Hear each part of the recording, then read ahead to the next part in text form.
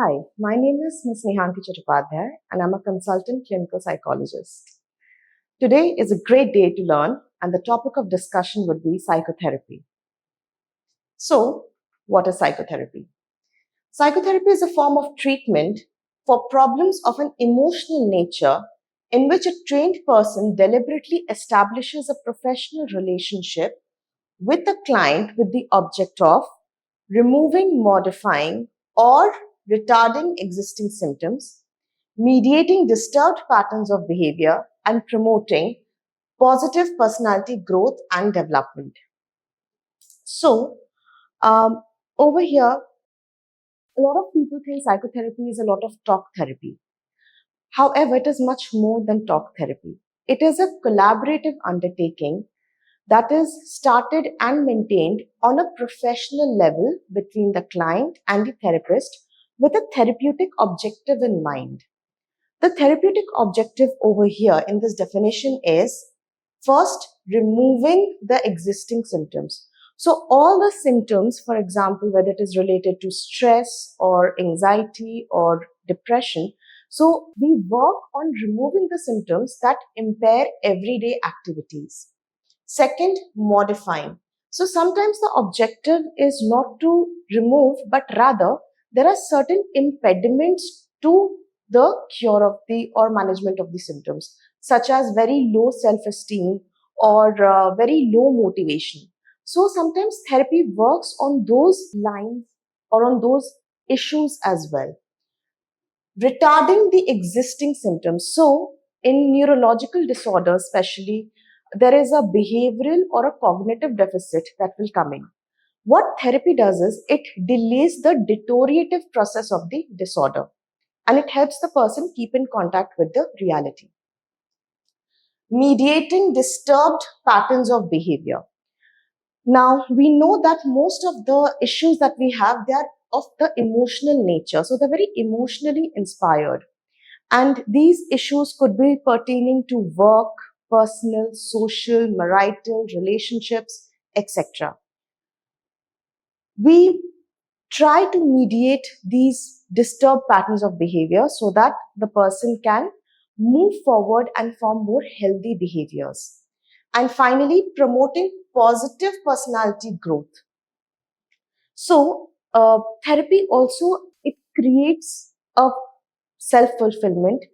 It works on the maladaptive thought and behavior, and it works on growing relationships, or at least it works on the betterment of relationships, whether it is with other people or whether the relationship is with the self. So it helps in modifying thoughts and behavior. It helps in understanding the self. It helps in the betterment or the holistic growth of a person. Now, next we come to phases of psychotherapy. So, psychotherapy there is empirical evidence involved in it, right? So, it has a structure to conducting any therapeutic journey. The first one is the beginner phase. In the beginner phase, the main motive is establishing a working relationship with the client. So, the working relationship between the client and the therapist. And the reason that we work on establishing this working relationship, also called therapeutic alliance,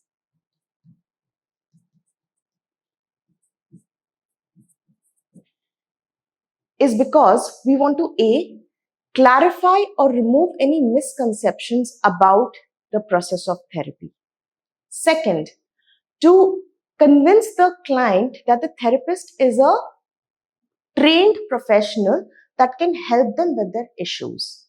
And third, to clarify the objective of therapy. The beginner phase is usually the very first session that you will have, in which all of these information you'll be providing to the client. The second is the middle phase, which is divided into early and the late middle phase. So in the middle phase, we basically explore the course and the consequences of the client's issues and problems. In the early middle phase, there's a clinical interview to help the person to explore their environmental frustration, their unconscious conflicts, and their maladaptive behaviors. In the late middle phase, we try to use techniques to help them cope with the issues that they are facing. The termination phase is pretty simple. That is, the therapy is going to be terminated when the goals that were set in the therapy, they are reached. However, there are other conditions also in which the therapy can be terminated before time. The first one is when there is counter-transference. That is, the therapist is attracted to the client, and this is an ethical issue. Hence, the therapist has to refer the client to somebody else. The second one is when they reach an impasse. That is, there are certain stubborn resistances from the client which doesn't in which the techniques do not work. The therapist is not able to help them overcome this challenge. So when they reach a stubborn resistance, the therapy could be terminated. And third is when there is when physically or geographically the client or the therapist is moving away. So the most common therapies that are used in the current scenario are behavior therapy and cognitive behavior therapy. So behavior therapy is defined as a systematic application of scientific principles of learning and form of psychotherapy which aims at changing maladaptive behavior by substituting it with adaptive behavior. So the behaviorists were quite discontent with the kind of the therapeutic scenario that was there before the 1960s. They wanted to observe, or they wanted the focus to be on overt behavior, that is, behaviors that were observable. So they believed that maladaptive behaviors, they are the source of problem.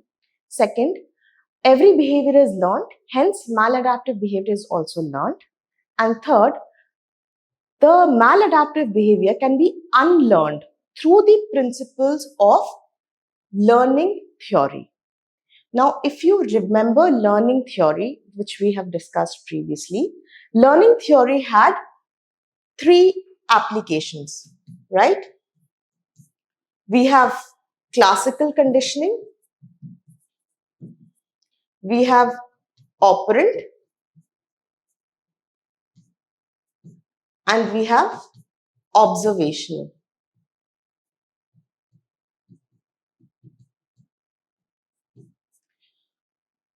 We'll go through them one by one.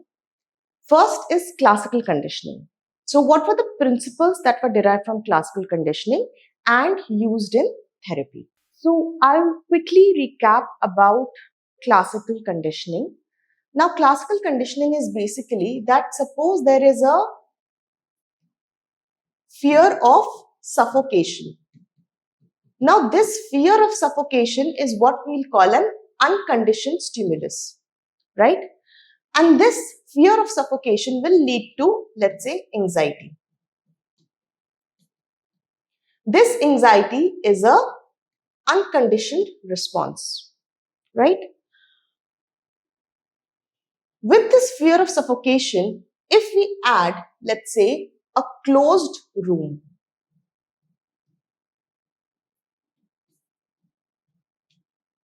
so this closed room becomes a conditioned stimulus. That is, the closed room with the fear of suffocation will elicit anxiety. Slowly, we learn that even a closed room or an enclosed space will lead to anxiety, making the anxiety a conditioned response to the closed environment. So there's an association, and through that association, we form a fear. That is how they understood classical conditioning, and that is why they used it in certain therapeutic measures. So classical conditioning has basically two principles. A, it is used for usually anxiety, and B, it is used to condition a person to an aversive stimulus, such as an aversion therapy. The first one that we will discuss is systematic desensitization. Now, systematic desensitization was developed by Joseph Wolpe. It was developed by Joseph Wolpe in 1958, and he developed the systematic desensitization for to eliminate anxiety, fear, phobia, etc. Based on two principles. These are the keywords that you'll have to remember. The first one was principle of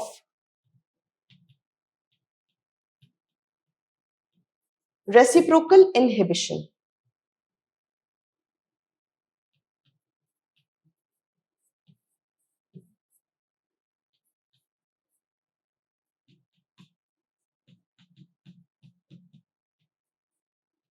So what does this principle say? The principle says that two opposite states cannot coexist.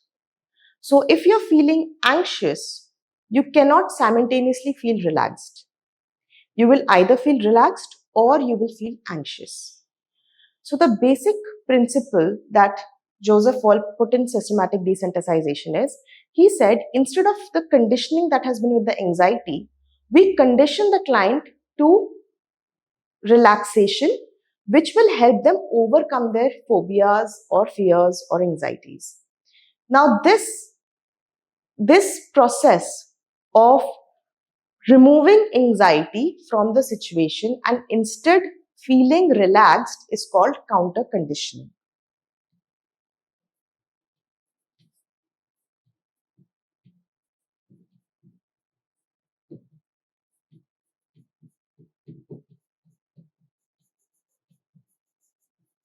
Systematic desensitization. Now we'll talk about the process of systematic desensitization. I hope that we have understood what is systematic desensitization. It uses two principles. The first one is principle of reciprocal inhibition. That is, two opposite states cannot coexist. Second, it uses counter conditioning. That is, instead of the person being conditioned to anxiety in a situation, the person is trained to be relaxed in the same situation. Okay.